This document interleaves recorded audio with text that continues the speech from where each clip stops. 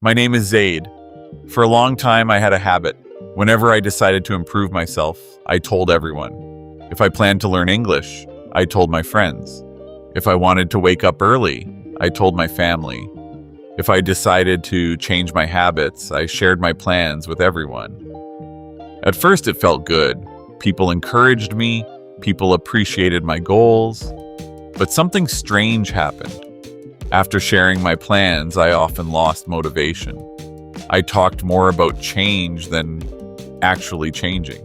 Days passed, but my actions stayed small. One evening, I met my older cousin.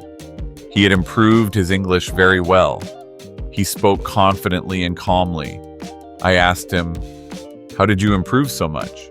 He smiled and said, "I worked quietly." I looked confused. He continued, "I didn't tell many people. I practiced daily. I focused on improvement." His words made me think.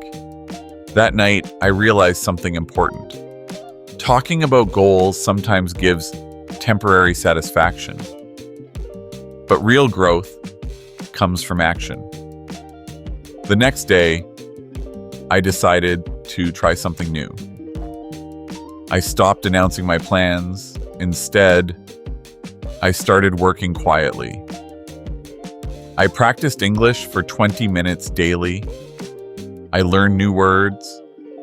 I read small articles. I did not tell anyone. Days passed. Weeks passed. Slowly, my confidence improved.